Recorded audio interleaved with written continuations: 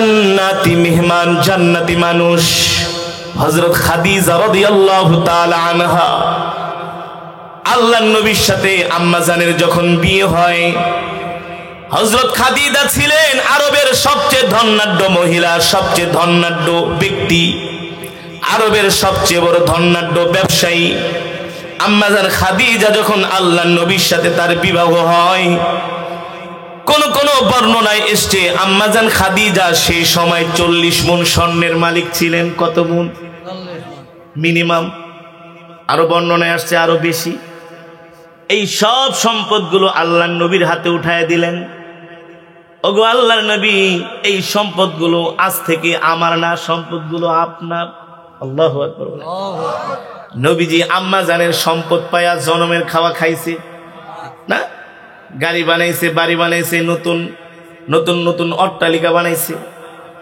সব সম্পদগুলো আল্লাহর নবী আল্লাহর রাস্তায় দান করে দিয়েছেন। কিন্তু নবীজির ঘরে বাজার চলে না, বাজার করার মতো পয়সা নাই, এই অবস্থা হয়ে গেছে। আম্মাজান খাদিজা রাদিয়াল্লাহু তাআলা আনহাকে একটা ভালো কাপড় আল্লাহর নবী কিনে দিতে পারেন নাই। যত সম্পদ, সব সম্পদ আল্লাহর নবী দ্বীনের রাস্তায় দান করে দিয়েছেন। একদিন রাত্রবেলা হঠাৎ করে আল্লাহর নবী গভীর রাত্রে বাড়িতে আসলেন। নবীজি মাত্র একবার দরজায় নক করছেন, একবার, সাথে সাথে হযরত খাদিজা দরজা খুলে দিছেন। আল্লাহর নবী জিজ্ঞেস করেন, খাদিজা, একবার দরজায় নক করলাম, সাথে সাথে দরজাটা খুলে দিলা, কিন্তু আম্মা জান খাদিজার চোখে পানি। রাহমাতুল লিল আলামিন জিজ্ঞেস করলেন, খাদিজা, রাত গভীরে দরজা খুলে দিলা, তোমার উপর আমি সন্তুষ্ট হয়ে গেছি, কিন্তু তুমি দাঁড়ায় দাঁড়ায় কান্না করতেছো কেন? আল্লাহর নবী তাকায় দেখেন আম্মাজান খাদিজা যে কাপড়টা পরেছেন, ওই কাপড়টা এমন ছিঁড়া ছিঁড়েছে, ওই কাপড়টার মধ্যে ছিঁড়ে গেলে আর শিলি করার মতো কোনো জায়গা নাই, এমনকি তালি দেওয়ার মতো কোনো জায়গা নাই, এমন ভাবে কাপড়টা ছিঁড়ে গেছে। রাহমাতুল লিল আলামিন আম্মাজানের কাপড়ের দিকে তাকায় নবীজি কান্না করে দিছে। নবীজি বলে, খাদিজা, যেই দিন বিবাহ করলা এত সম্পদ আমার হাতে তুমি উঠায় দিলা, আজ পর্যন্ত তোমাকে একটা ভালো কাপড়ও দিতে পারলাম না, একবেলা ভালো বাজারও করে খাওয়াইতে পারলাম না রে খাদিজা। একদিনও প্রশ্ন করলা না, ওগো প্রাণের স্বামী, এত সম্পদ দিলাম কি করলেন? ঠিকমতো ঘরের মধ্যে ভালো বাজারও আসে না, ঘরের চুলায় আগুনও জ্বলে না, একদিনও তুমি আমাকে এই প্রশ্নটা করলা না। আম্মা জান খাদিজা ডাক দিয়া বলো, গো আল্লাহর নবী, আমি জানি আমার প্রাণের স্বামী রাহমাতুল লিল আলামিন সব সম্পদগুলো আল্লাহর রাস্তায় দান করে দিয়েছি। আল্লাহু আকবার। কিন্তু আম্মা জানের চোখে পানি। নবীজি আম্মা জানের কাপড় দেখা নবীজির চোখ দিয়া পানি চলে আসছে। নবীজি ডাক দিয়া বললেন, খাদিজা, তুমি কান্না করো কেন? তোমার গায়ে ভালো কাপড় নেই, কাপড় ছিঁড়ে গেছে, তোমাকে একটা ভালো কাপড় কিনা দিতে পারি না, এই কষ্টে তুমি কান্না করতেছো নাকি? আম্মাজান খাদিজা ডাক দিয়া বলেন, ওগো আল্লাহর নবী, আমার গায়ে ছিঁড়া কাপড়, এই কাপড়ের জন্য আমি কান্না করি না, তাহলে কি ঘরে বাজার নাই এই কারণে কি তুমি কান্না করো নাকি? আম্মাজান খাদিজা বলে, ওগো আল্লাহর নবী, আমি কাপড়ের জন্য কাঁদি না, ঘরের বাজারের জন্য কাঁদি না, দুনিয়ার কোনো ভোগ বিলাসের জন্য আমি কাঁদি না। আল্লাহর নবী ডাক দিয়া বলে, খাদিজা রে, তাহলে সত্যি করে বলো তুমি কেন কান্না করো? আম্মাজান খাদিজা রাদিয়াল্লাহু তাআলা আনহা বলেন, ওগো আল্লাহর নবী, আমি তো কান্না করি এই দুনিয়ার জমিনে আমি আপনার সাথে আছি, কিন্তু আমি যদি ইন্তেকাল করি, ইন্তেকালের পরে আমি অন্ধকার কবরে একা একা কিভাবে থাকবো, ওই কবরের ভয়ে আমি খাদিজা কান্না করি। আল্লাহু আকবার। আম্মা জান খাদিজা রাদিয়াল্লাহু তাআলা আনহা এমন করে কান্না করেন, নবীজি কিছুতেই তার কান্না থামাতে পারেন না। আল্লাহর নবী বলে, খাদিজা, তুমি কান্না করো না, তোমার কান্না থামাও। ওগো প্রাণের স্বামী, আমি ওই কবরে যাই একা একা কিভাবে থাকবো, অন্ধকার কবর, যেখানে নাই কোনো সাথী, নাই কোনো বাতি, নাই কোনো বিছানা, নাই কোনো আত্মীয় স্বজন, নাই কোনো কাছের মানুষ। ওই কবরে আমি কিভাবে একা একা থাকবো? আল্লাহর পয়গম্বর আম্মা জান খাদিজার এই কান্না দেখে নবীজি আম্মা জানকে বললেন, ও খাদিজা, তোমার কান্না বন্ধ করো, তোমার কান্না বন্ধ করো। খাদিজা, তুমি চিন্তা করো না, ওই কবরে যায়া তোমাকে যখন কবরের মধ্যে রাখা হবে, তোমাকে কবরে রাখার সাথে সাথে আমার দুইজন স্ত্রী তোমার সাথে কবরে সাক্ষাৎ করবে। তোমার সাথে আমার দুইজন স্ত্রী কি করবে? কবরে কথা বল না, সাক্ষাৎ করবে। কিন্তু আম্মা জান খাদিজা রাদিয়াল্লাহু তাআলা আনহু তো নবীজির প্রথম স্ত্রী, জানেন না? আম্মা জানের আগে তো নবীজি দুনিয়াতে কোনো বিবাহ করেন। আম্মা জান খাদিজা বলে, আল্লাহর নবী, আমি তো জানি আমি আপনার প্রথম স্ত্রী, আমার আগে তো আপনি আর বিবাহ করেন নাই, তাহলে দুইজন স্ত্রী আমার সাথে কবরে এসে সাক্ষাৎ করবে। প্রশ্ন আসে কি আসে না? আল্লাহর পয়গম্বর রাহমাতুল লিল আলামিন ডাক দিয়ে বলে, খাদিজা, তুমি আমার দুনিয়াতে প্রথম স্ত্রী, ঠিক আছে, তুমি আমার প্রথম স্ত্রী, ঠিক আছে, কিন্তু জান্নাতে আমার দুইজন স্ত্রী আছে। আল্লাহু আকবার। একজন হলো আসিয়া রাদিয়াল্লাহু তাআলা আনহা, আরেকজন হলো মারিয়াম আলাইহিস সালাম। আল্লাহু আকবার। এই দুইজনের সাথে আল্লাহ তাআলা জান্নাতে আমাকে বিবাহ দিবেন। আল্লাহু আকবার। আসিয়া রাদিয়াল্লাহু তাআলা আনহা ফিরআউনের এত অত্যাচার সহ্য করেছেন, জানেন? আল্লাহর দিন থেকে দূরে সরে যায় নাই। ফিরআউন এমন অত্যাচার করেছে আসিয়া রাদিয়াল্লাহু তাআলা আনহার উপরে। হযরত আসিয়া ডাক দিয়া বলে, আল্লাহ, ফিরআউনের অত্যাচার সইতে পারি না, তারপরেও তোমার দিন থেকে আমি সরে যাব না। আল্লাহ, তুমি জান্নাতে আমার জন্য একটা ঘর বানাও। সুবহানাল্লাহ। আল্লাহ তাআলা হযরত আসিয়াকে আল্লাহর নবীর সাথে জান্নাতে বিবাহ দিবেন। আম্মা জান খাদিজা ডাক দিয়া বলে, গো আল্লাহর নবী, আরেকজন কি? বলে মারিয়াম, যার দুনিয়াতে কোনো স্বামী ছিল না, স্বামী ছাড়া আল্লাহ তার গর্ভে সন্তান দিছে। শুধু সন্তান না, সেই সন্তান হলো আল্লাহর নবী ঈসা আলাইহিস সালাম। সুবহানাল্লাহ বলেন। তার সাথেও আমার বিবাহ হবে জান্নাতের মধ্যে। খাদিজা, তুমি চিন্তা করো না, তোমার সাথে আমার দুইজন স্ত্রী কবরে তোমার সাথে যে সাক্ষাৎ করবে, তোমার খোঁজ খবর নিবে। এই কথা আমাদেরকে বললে বলতাম তো কাম হইছে, তাইলে নামাজ রোজা কিছু লাগবো না। কি কথা বলে না? আমরা যে সুবিধাবাদী, যে সুযোগ সন্ধানী, বলতো ওয়াজ মাহফিল বাদ দে, জান্নাত তো পাইয়ে গেছি। আরে জান্নাত পাইয়ে গেছি, নবীজি বলছে দুইজনে এসে সাক্ষাৎ করব। আম্মা জান খাদিজার কান্না থামে না, কান্না থামে না। আল্লাহ নবী ডাক দিয়া বলে, খাদিজা রে, তারপরও কেন কান্না করো? আম্মা জান বলে, ওগো প্রাণের স্বামী, ওগো আল্লাহর নবী, তারপরও আমার ভয় হয়। নবীজি বলে, খাদিজা রে, আল্লাহ তাআলা বলেছেন ওই কবরটা কারো জন্য হবে জান্নাতের বাগান। আল্লাহু আকবার। আল কবরু রাওদাতুম মিন রিয়াজিল জান্নাহ আও হুফরাতুম মিন হাফারিন নার। কবর হবে কারো জন্য জান্নাতের বাগান, আবার কারো জন্য হবে জাহান্নামের টুকরা। কাদের কবর হবে জান্নাতের বাগান? যারা আপনারা গভীর রজনীতে ঠান্ডার মধ্যে বৈশা বৈশা কোরআন শুনতেছেন। আল্লাহু আকবার। বিশ্বাস করেন না?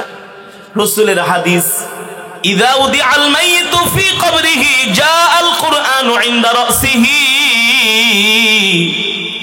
আল্লাহর নবী বলেন, যারা দুনিয়ার জমিনে আল্লাহর কোরআনকে মহব্বত করবে, যারা দুনিয়ার জমিনে আল্লাহর কোরআনকে ভালোবাসবে, ইযা উদিআল মাইয়িতু ফি কবরিহি জাআল কুরআনু ইনদা রাসিহি। ইন্তেকালের সাথে সাথে আল্লাহর কোরআন তাদের কবরটাকে আলোকিত করবে। কবরে কোনো বাতি নাই, আছে? জোরে এখানে কতগুলো লাইট লাগানো হয়েছে, এই লাইট যদি বন্ধ করে দেন এই জায়গাটা পুরো ঘুটঘুটে অন্ধকার হয়ে যাবে, হবে না? ঠিক কবরেও কোনো বাতি নাই। তবে রাসূলের হাদিস, আমার মুখের কথা না বাবা। ইযা উদিআল মাইয়িতু ফি কবরিহি জাআল কুরআনু ইনদা রাসিহি, যখন মৃত ব্যক্তিকে কবরের মধ্যে শোয়ানো হবে, আর ওই মৃত ব্যক্তি যদি আল্লাহর কোরআনের সাথে সম্পর্ক রাখে, আল্লাহর কোরআন তার কবরটাকে আলোকিত করবে। আল্লাহর নবী বলে, খাদিজা কেঁদো না, আল কবরু রাউদাতুম মিন রিয়াজিল জান্নাহ, তোমার কবরটা জান্নাতের টুকরায় পরিণত হয়ে যাবে। আম্মা জান কান্না করে, থামে না। নবীজি বলে, খাদিজা বলো তুমি কি করলে তোমার কান্না থামবে?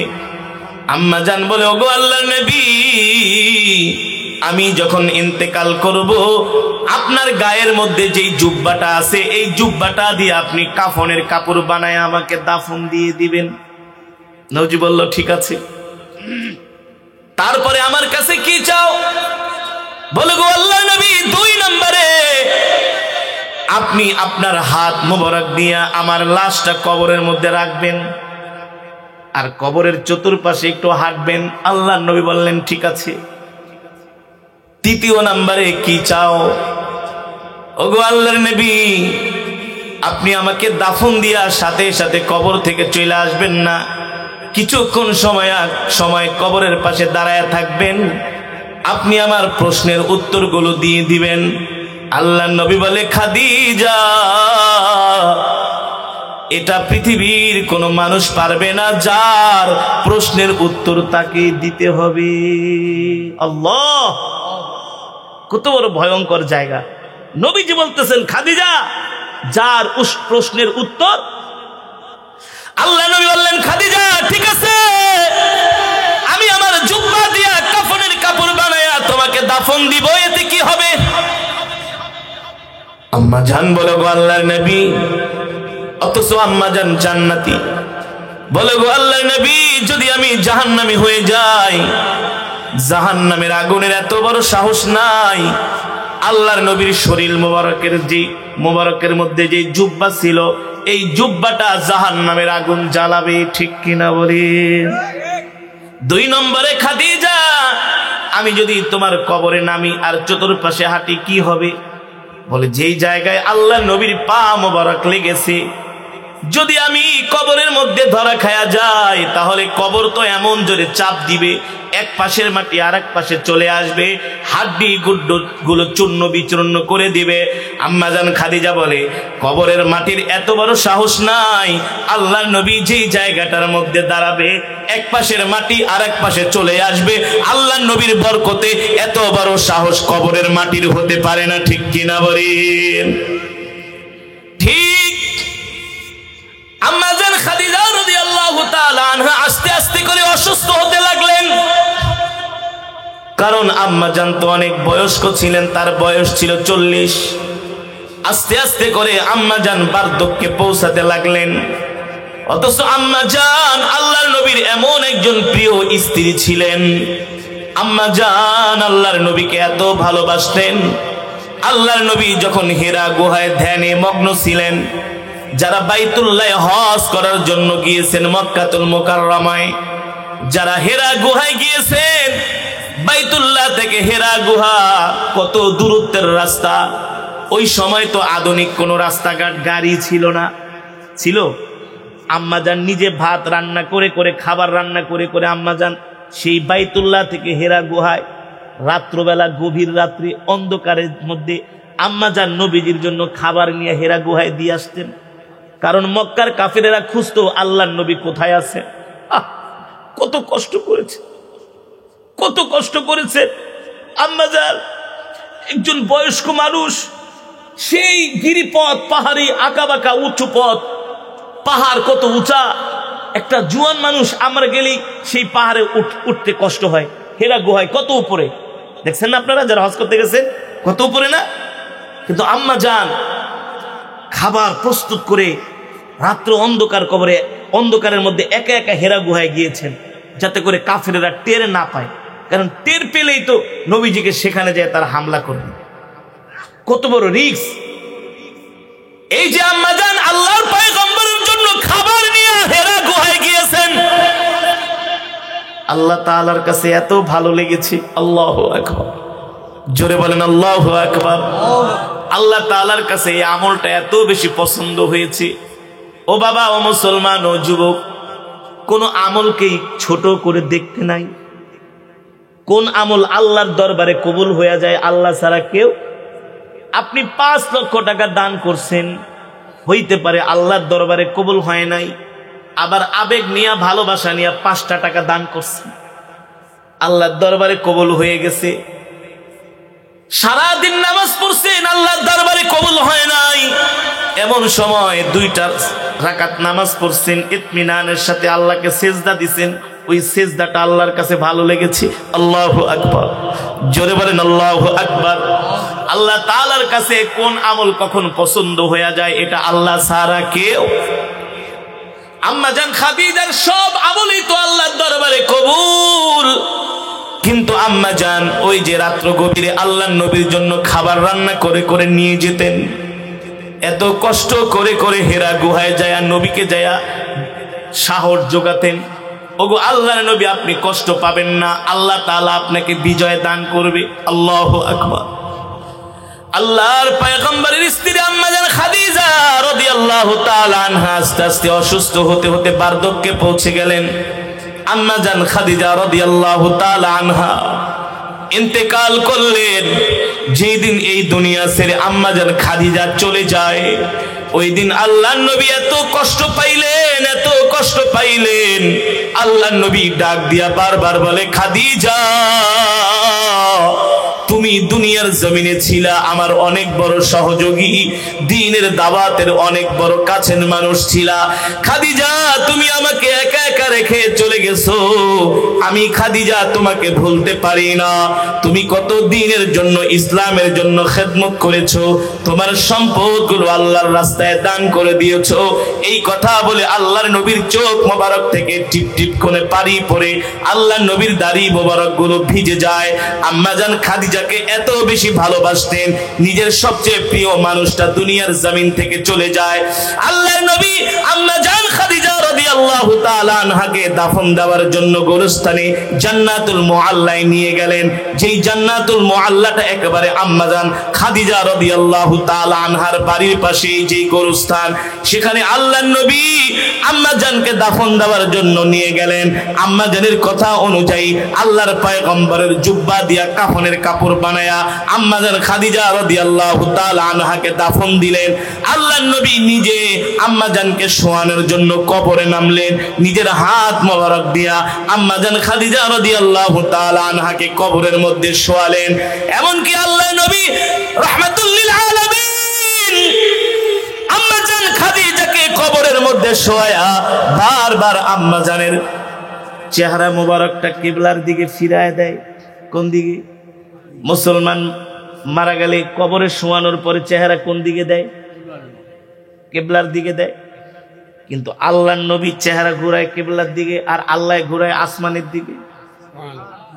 আর আস্তে কোন সুবহানাল্লাহ। আল্লাহর নবী চেহারা ঘুরায় কিবলার দিকে, আর আল্লাহ ঘুরায় একবার, দুইবার, তিনবার।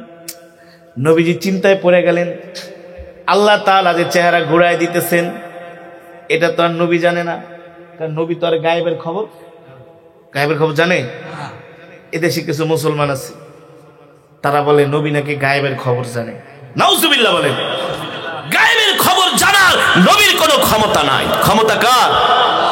ওমা ইয়ানতিকু আনিল হাওয়া ইন হুয়া ইল্লা ওয়াহয়ুন ইউহা। আল্লাহ বলে, নবী আপনি গায়েবের কোনো খবরই জানেন না, আমি আল্লাহ আপনাকে যা জানাই তাই আপনি জানেন। আল্লাহ জিবরাইলের মাধ্যমে জানায়।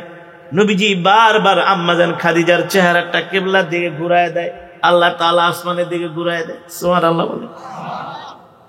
হাদিস শরীফে এসেছে, কিছু মানুষ মারা গেলে তাদের চেহারা যখন কিবলার দিকে ঘুরায় আর ফেরেশতারা আইসা অন্য দিকে ঘুরায় দেয়, বুঝেন নাই? মানুষ তার চেহারাটা ঘুরায় দেয় পশ্চিম দিকে কেবলার দিকে, আর ফেরেশতারা আয়েশা ঘুরায় দেয় দক্ষিণ দিকে উত্তর দিকে। কারণ কি জানেন? জানেন না? কারণ হইল ফেরেশতারা কয় সারা জীবন ছিলি দক্ষিণমুখী, পূর্বমুখী, উত্তরমুখী, বুঝলেন নাই? সারা জীবন টেলিভিশনের দিকে তাকায়াছিলি, তোর চেহারা ছিল কোন দিকে? কথা বলে না, টেলিভিশনের দিকে, খেলার দিকে, সিনেমার দিকে, নাটকের দিকে। তোর নজর ছিল ইসলামের বিরুদ্ধে, কোরআনের বিরুদ্ধে, আলেম ওলামাদের বিরুদ্ধে, ঠিক না? কোরআনের কথা ভালো লাগতো না, ইসলামের কথা ভালো লাগতো না। হক কথা বললে হুজুরদেরকে জঙ্গি বলতি, মিথ্যা অপবাদ দিতে। আর এখন ময়রা একেবারে পশ্চিম দিকে ফিরবি, অথচ বাঁচা অবস্থায় কোনোদিন পশ্চিম দিকে ফিরোস নাই। হ্যাঁ, মসজিদে যাইয়া পশ্চিম দিকে সেজদা দেস নাই। আর এখন মরণের পরে তুই তোর চেহারা কেবলার দিকে থাকবো, ফেরেশতারা বলে না, ঘাড় মটকা দক্ষিণ দিকে ফিরায় দেখে এদিকে ফিরে থাকবি। মরণের পরে তুমি একেবারে দরবেশ হয়ে যাইবা, আর পশ্চিম দিকে তোমার মাথাটা থাকবে, চেহারাটা থাকবে। ফেরেশতারা বলেন না, খালি দেরি কর, তোর হিসাব নিকাশ শুরু হইতেছে, আর মায়ের শুরু হয়ে যাবে। কিন্তু যারা জান্নাতি তাদের চেহারা কেবলার দিকে ঘুরায় দেয়, সেই দিকে তাদের চেহারা থাকে। আল্লাহু আকবার। কিন্তু শুধু আম্মাজান খাদিজার বেলায় ভিন্ন, তার চেহারা আসমানের দিকে বারবার ঘুরে যায়। নবীজি চিন্তায় পড়ে গেলেন, হায় রে, কি হলো, কি হলো? আমার খাদিজার চেহারাটা আমি কেবলার দিকে ঘুরাই, কিন্তু আমার খাদিজার চেহারা আসমানের দিকে বারবার ফিরে যায়। নবীজি চিন্তায় পড়ে গেলেন। জিব্রাইলও আসে না, কারণ নবীজি কোনো সমস্যায় পড়লে আল্লাহ জিব্রাইলকে সাথে সাথে পাঠায় দেন। যেমন নবীজি বাইতুল্লাহ নামাজ পড়তেছেন, মক্কার কাফেরেরা অস্ত্র নিয়ে রাস্তার মোড়ে দাঁড়ায় আছে, নবীজি গেলে তাকে নবীজিকে অ্যাটাক করবে, হামলা করবে। আল্লাহ তাআলা জিব্রাইলকে পাঠাইলেন, ও জিব্রাইল, যাও যাও যাও, আমার হাবিবকে জানায় দাও, আমার হাবিব নামাজ শেষ করে যাতে এই পথে না আসে, অন্য পথ দিয়া যাতে বাড়িতে চলে যায়। নবীজির নামাজ পড়ে আর ওই পথে যায় নাই, অন্য পথে চলে গেছে। মক্কার কাফেরেরা দেখে নবীজি আর ওই পথ দিয়ে যায় না, সন্ধ্যা থেকে সকাল পর্যন্ত বসে আছে, কিরে আসে না, অন্য পথ দিয়া নবীজি চলে গেছে। আবু জাহেল লেখা দেখছস, মোহাম্মদ হইল একজন গণক, কারণ আমরা যে রাস্তায় অস্ত্র নিয়ে বসে আছি তাকে মারার জন্য সে জানে কেমনি, এই রাস্তা ছাড়া তো বিকল্প রাস্তা নেই, সেটা দিয়ে যাওয়া আসা করে। আজকে আসলো না, অন্য রাস্তা দিয়ে চলে গেল, মানে মোহাম্মদের সব জানে, মনের খবর, সে গণক। কিন্তু নবী তো জানে না, নবীজিকে জানিয়েছেন কি? আরো জোরে বলেন। ঠিক আম্মা জান খাদিজা রাদিয়াল্লাহু তাআলা আনহার চেহারা মোবারকটা কিবলার দিকে ঘুরায় দিছে। আল্লাহ তাআলা বারবার আসমানের দিকে ফিরায় দেয়। নবীজি টেনশনে পড়ে গেলেন। জিব্রাইল আসে না, নবীজি দাঁড়ায় দাঁড়ায় কান্না করতেছেন, আমার খাদিজার চেহারাটা কেন কেবলার দিকে থাকে না, আসমানের দিকে ফিরে যায়। হঠাৎ করে জিব্রাইল আল্লাহর নবীর সামনে হাজির। আল্লাহর নবী জিজ্ঞেস করেন, লিমা তাবকি ইয়া জিব্রাইল, ও জিব্রাইল তুমি কান্না করো কেন? জিব্রাইল বলে, আমি কান্না করি, আপনি কান্দেন কেন? আল্লাহু আকবার। আমি তো কান্না করি, আমার প্রিয়তমা স্ত্রী খাদিজা আমাকে ছেড়ে চলে গেছে। আপনি খাদিজার জন্য কাঁদেন, আমি আপনার জন্য কাঁদি। আপনার চোখের পানি আমি জিব্রাইল সইতে পারি না, শুধু আমি না, আল্লাহও সইতে পারে না। আল্লাহু আকবার। ওগো আল্লাহর নবী, আপনি কান্না করতেছেন, আপনার খাদিজার চেহারাটা আসমানের দিকে বারবার ঘুরে যায়, এই কারণে? বলে, হ্যাঁ, নাম। জিব্রাইল ডাক দিয়া বলে, গো আল্লাহর নবী, আল্লাহ আমাকে পাঠাইছে, আপনার খাদিজার চেহারাটা কেবলার দিকে থাকবে না, তার চেহারা থাকবে আসমানের দিকে। কেন ইয়া আখি জিব্রাইল ভাই, আমার খাদিজার চেহারা কেন আসমানের দিকে থাকবে? জিব্রাইল ডাক দিয়া বলে, গো আল্লাহর নবী, আপনার খাদিজা আল্লাহর এমন একজন পেয়ারা বান্দি ছিলেন। আপনি যখন হেরা গুহায় ধ্যানে মগ্ন ছিলেন, খাদিজা আপনার জন্য খাবার রান্না করে করে কত কষ্ট করে নিয়ে গেছে, কত কষ্ট করছে দ্বীনের জন্য। সবচেয়ে বড় কাছের সহযোগী ছিলেন খাদিজা। আপনাকে বিপদে আপদে সাহস জুগিয়েছে, উৎসাহ দিয়েছে। এই যে আল্লাহ তাআলার দ্বীনের জন্য হযরত খাদিজা এত কোরবানি করেছে, এত কষ্ট করেছে, এই কারণে আরশের মালিক খাদিজার উপরে খুশি হয়ে গেছে। আর আল্লাহ তাআলা খাদিজার চেহারাটা আসমানের দিকে ফিরায় রাখছে। স্বয়ং আল্লাহ তাআলা আরশে আজিম থেকে তাকায়া তাকায়া খাদিজাকে দেখবে। তার চেহারা কিবলার দিকে ফিরবে না, তার চেহারা থাকবে আসমানের দিকে। কেন? আল্লাহ তাকায় তাকায় খাদিজাকে দেখবে। আল্লাহু আকবার, জোরে বলেন আল্লাহু আকবার। আর গো আল্লাহর নবী খাদিজা বলেছেন তার প্রশ্নের উত্তরগুলো আপনাকে দিয়া দিতে। আপনারও দেওয়ার দরকার নেই, তারও দেওয়ার দরকার নাই। হযরত খাদিজার প্রশ্নের উত্তরগুলো স্বয়ং আল্লাহ নিজে দিয়ে দিয়েছেন। আর জোরে কোন সুবহানাল্লাহ। মুসলমান, ওই কবরকে আমরা একেবারে ভুলে গেছি। আমাদের কথাবার্তা চালচলন দেখলে মনে হয় না যে আমরা কোনোদিন মরব, ঠিক না ভাই? কি অহংকার করি মানুষের সাথে, কেমনে কথা বলি, কথার ভিতরে এমন ধার, ছুরির চাইতেও বেশি ধার, ঠিক না? কিন্তু না মুসলমান, আল্লাহ রসুলের হাদিস মুসলিম শরীফের মধ্যে ৬৬৯৬ নম্বর হাদিস, নবীজি বলেন যারা দুনিয়ার জমিনে জান্নাতি হবে তারা হবে দুর্বল প্রকৃতির। যারা জান্নাতি হবে তারা হবে দুর্বল, সহজ সরল, সাদা সিধা, বুঝেন নাই? তারা মানুষের সাথে ঝগড়া করবে না, মানুষের মনে কষ্ট দিবে না, মানুষকে গালি দিবে না, মানুষের সম্পদ আত্মসাৎ করবে না, মানুষের হক মারবে না, মানুষের মনে কষ্ট দিবে না। তারা হবে একেবারে জীর্ণ শীর্ণ, দুর্বল। আর যারা জাহান্নামী হবে তারা হবে রাগী, তারা হবে বদ চরিত্রের অধিকারী, তাদের ভাষা হবে কর্কশ, তারা মানুষের সম্পদ আত্মসাৎ করবে, মানুষকে কথায় কথায় খোঁটা দিবে, মানুষের উপর জুলুম করবে, মানুষের উপর অত্যাচার করবে, মানুষের উপরে নির্যাতন করবে। আর যারা জান্নাতি হবে তারা দুনিয়ার জমিনে মানুষের সাথে কোনো ঝগড়ায় লিপ্ত হবে না। এ কারণে এই দুনিয়া আমাদের থাকার জায়গা নয়, যে কোনো সময় মৃত্যু চলে আসবে। কত মানুষ দুপুর 2টা বাজে মারা যায়, যায় না ভাই? তাদের মৃত্যুর সংবাদ শুনলে আমরা মনে করি আহারে, দুপুরের ভাতটাও খাইতে পারবো না। আবার কত মানুষ খাবার সামনে নেয়, 1-2 নলা খাবার পরেই কি আর খাবার ভিতরে যায় না, বলে আমার শরীরটা ভাল লাগে না, আমাকে একটু শোয়াও। এই যে শোয়াইছে, এই শোয়াই তার জীবনের। ইযা জা আজালুহুম লা ইস্তাখিরুনা সাআতাও ওয়া লা ইস্তাকদিমুন। আল্লাহ তাআলা প্রত্যেকটা মানুষের মৃত্যুর সময়টা নির্ধারণ করে রেখেছে। এই কারণে সব মানুষ একসাথে ইন্তেকাল করে না।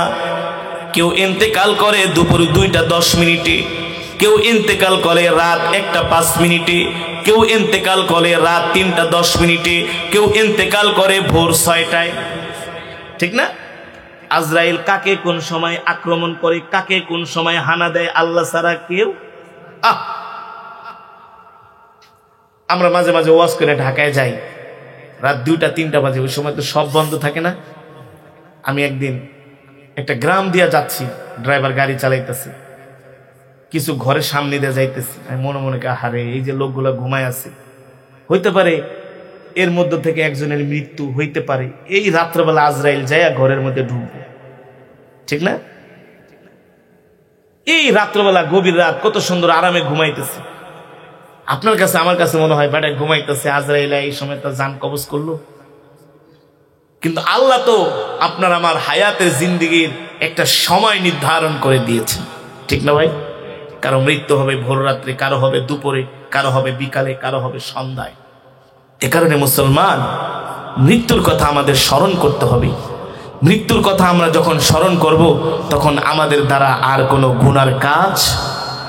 আপনি শুধু প্রতিদিন মৃত্যুকে স্মরণ করবেন, সকালে বিকেলে দুপুরে রাত্রে, যে আমি তো দুনিয়ার থেকে যে কোনো সময় চলে যেতে পারি। তাহলে আমার এই সম্পদ, টাকা পয়সা, বাড়ি গাড়ি, এত কষ্ট করে করতেছি, তাহলে আমি কি পাইলাম? আর যাদের জন্য রেখে যাবেন তারা যদি নেককার না হয়, আল্লাহওয়ালা না হয়, তাহলে আপনার এই সম্পদগুলো তারা ভোগ করবে, আরো গুনার কাজে লিপ্ত হবে, ঠিক না বলেন? মৃত্যুর কথা স্মরণ করলে মানুষ কখনো হারাম পয়সা কামাইতে কারো সম্পদ মারতে পারে না, যে আমি এই মানুষটার মনে কষ্ট দিলাম, তার কাছ থেকে তো আমি মাপ নাও চাওয়ার সময় পাইতে পারি, ঠিক কিনা বলেন? কত মানুষ মানুষের মনে কষ্ট দেয়, কিন্তু হঠাৎ করে মারা যায়, তার কাছ থেকে ক্ষমা চাওয়ার সময়টুকুনো পায় না। এ কারণে মুসলমান, মূল কথা হলো এই দুনিয়া ছেড়ে আমাদেরকে চলে যেতে হবে। এই পৃথিবীতে আমরা কেউ স্থায়ী না, সবাই অস্থায়ী। সব সময় মৃত্যুকে স্মরণ করতে হবে। যখন আমরা বেশি বেশি মৃত্যুকে স্মরণ করব, অটোমেটিকলি গুনাহ থেকে আল্লাহ আমাদেরকে বাঁচায় রাখবে। এ কারণে আমরা মৃত্যুকে স্মরণ করব তো ইনশাআল্লাহ। আর দেখেন, যদি জান্নাতে মৃত্যু হয় কত সুন্দর, ফেরেশতা মালাকুল মউত জান্নাত থেকে একটা রুমাল নিয়ে আসবে। আল্লাহু আকবার। এই মৃত্যু কে না চায়, কে না চায় বলেন? খুশবু লাগায় থুতনির কাছে রাখবে।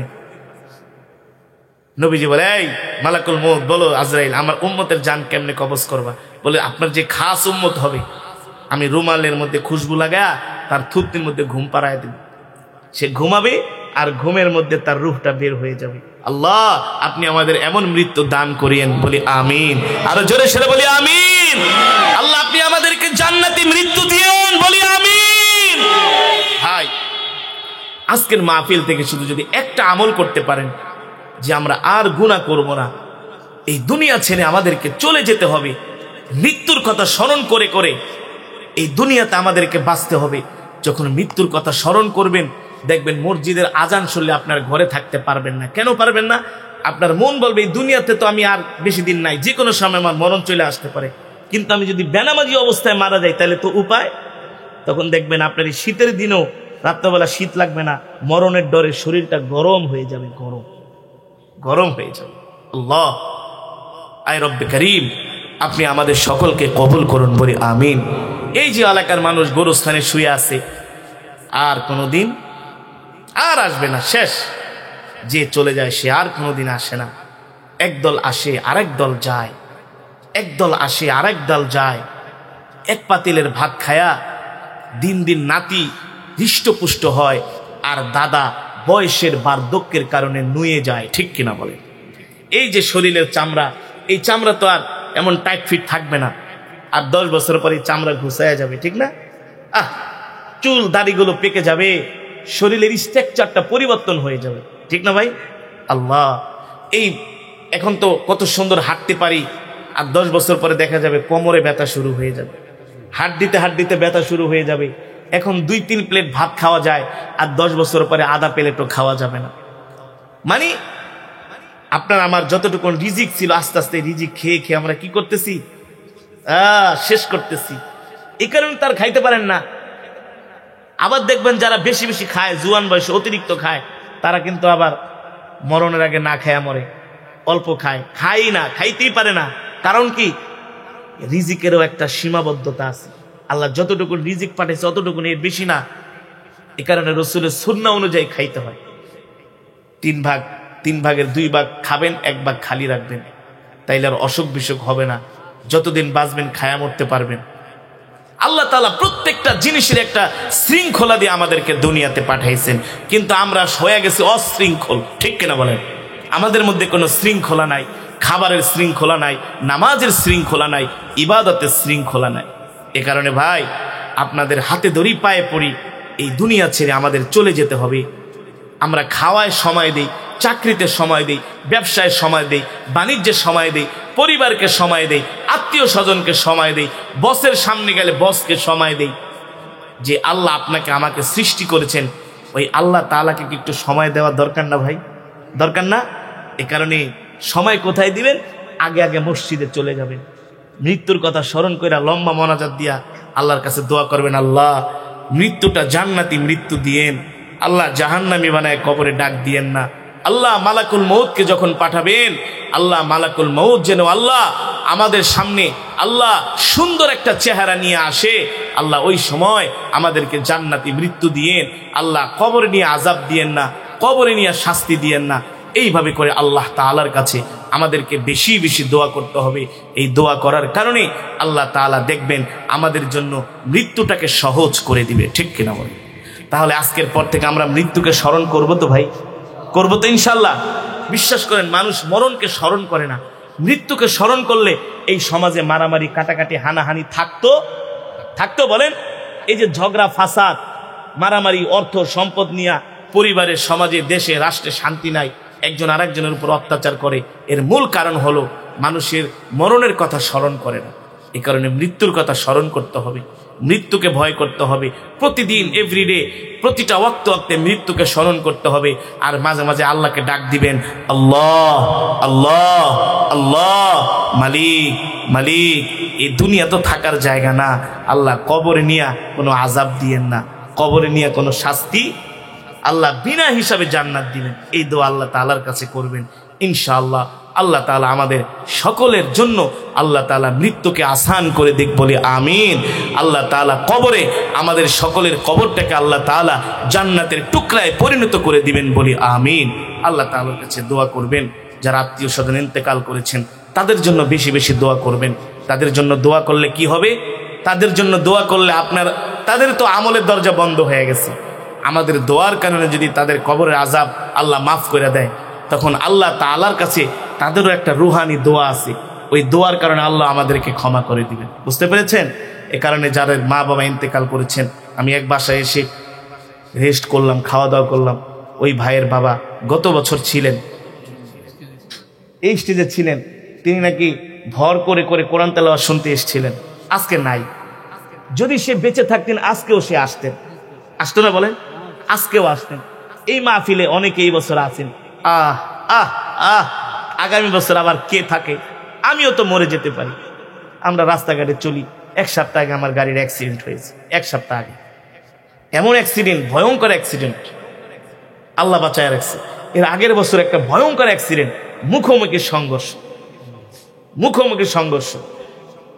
যে অ্যাক্সিডেন্ট দেখছে বলে, হুজুর এটা বাঁচার কথা না, এটা কোনোদিনই বাঁচার, বাস যদি সরাসরি প্রাইভেট কারকে ধাক্কা মারে এটা কি বাঁচার কথা?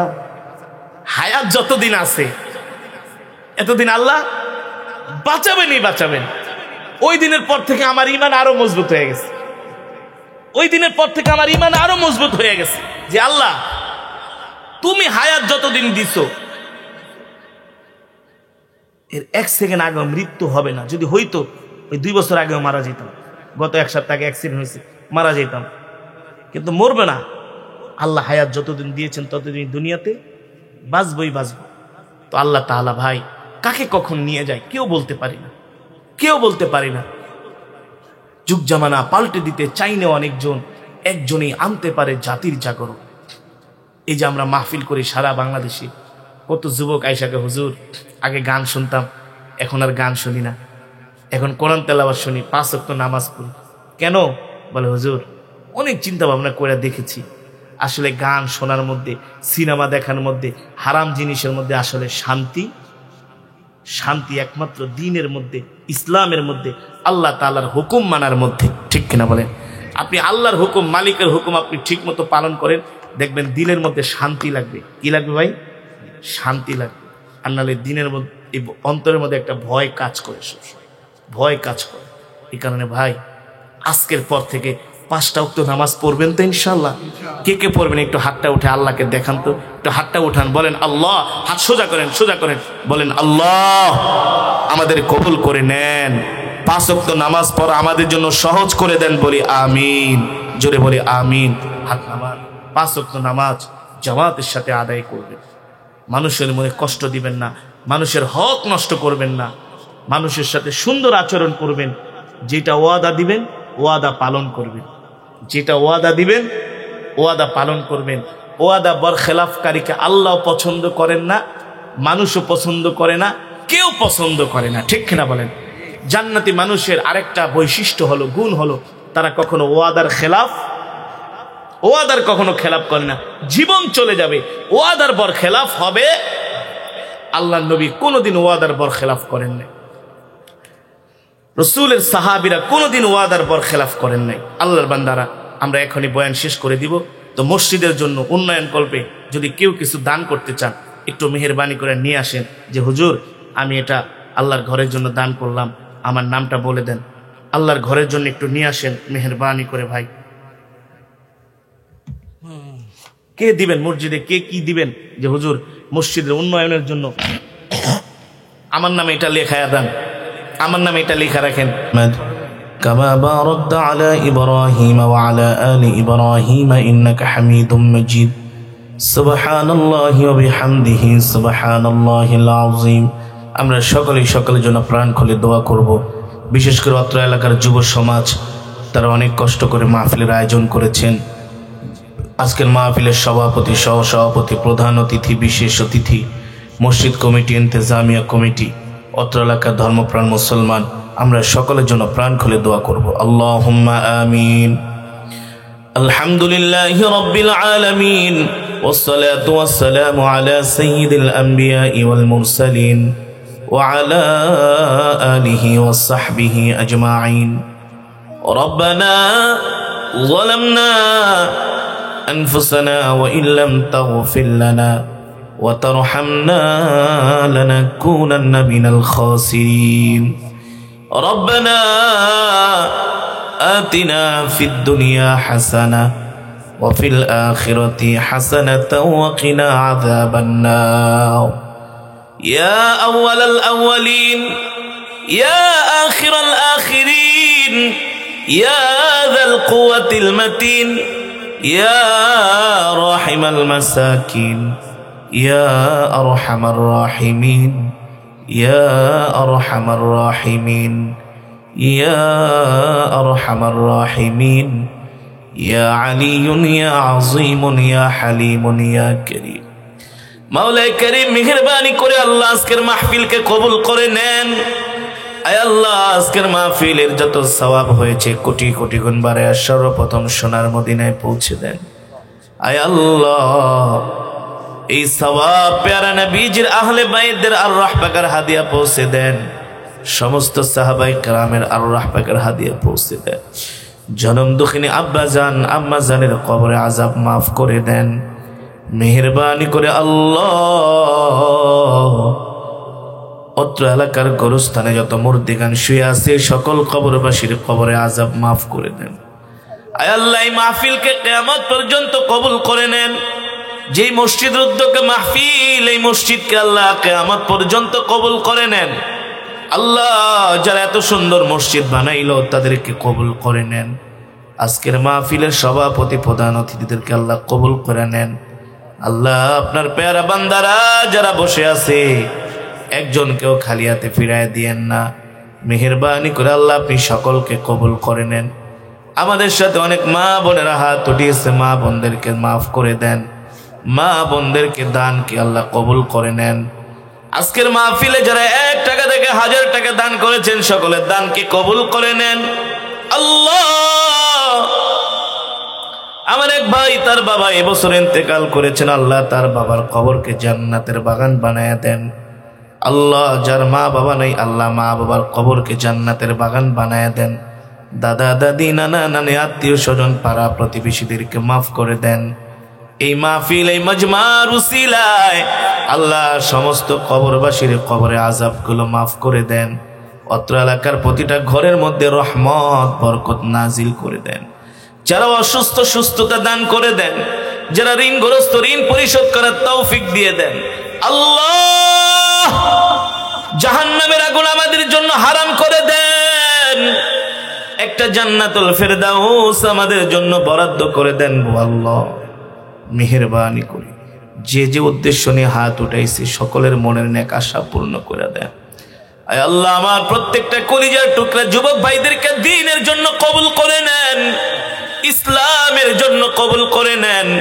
আল্লাহ, আমার প্রত্যেকটা যুবক ভাইদের জন্য হালাল রিজিকের ব্যবস্থা করে দেন। সকলের জন্য ভালো ভালো চাকরির ব্যবস্থা করে দেন। যারা ব্যবসা করে বরকত দিয়া দেন। যারা পড়াশোনা করে জিহান যাকাত বাড়ায়া দেন। প্রত্যেকটা যুবক ভাইকে আল্লাহ দ্বীনের পথে চলা আপনি সহজ করে দেন। আল্লাহ, এই দুনিয়া ছেড়ে একদিন চলে যেতে হবে, কেউ থাকবে না, আমরাও থাকতে পারবো না। ওই কবরে একা একা কিভাবে থাকবো আল্লাহ? ওই কবরে একা একা কিভাবে থাকবো আল্লাহ? কবরটা আমাদের জন্য জান্নাতের বাগান বানায় দিয়ে গুনার কারণে, নাফরমানির কারণে ধ্বংস করে দিয়েন না, আযাব দিয়েন না। অন্ধকার কবরটা আমাদের জন্য জান্নাতের বাগান বানায় দিয়ে আল্লাহ সকলের মনের নেক আশা পূর্ণ করে দেন, সকলের মনের নেক মাকাসদ গুলো পূর্ণ করে দেন।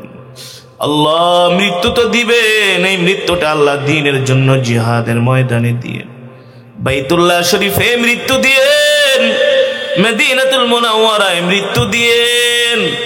আল্লাহ রমজান মাসে রোজা অবস্থায় জুমাবারে মৃত্যু দিয়েন, শুক্রবারে মৃত্যু দিয়ে, সিজদা অবস্থায় মৃত্যু দিয়েন, কোরআন তেলাওয়াত অবস্থায় মৃত্যু দিয়েন।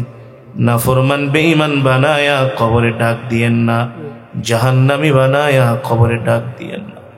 রব্বির হামহুমা কামা রব্বায়ানি সগীরা, রব্বির হামহুমা কামা রব্বায়ানি সগীরা। বিদুরি সুবহান রাব্বিকা রব্বিল ইজ্জাতি আম্মা ইয়াসিফুন ওয়া সালামুন আলাল মুরসালিন ওয়ালহামদুলিল্লাহি রাব্বিল আলামিন।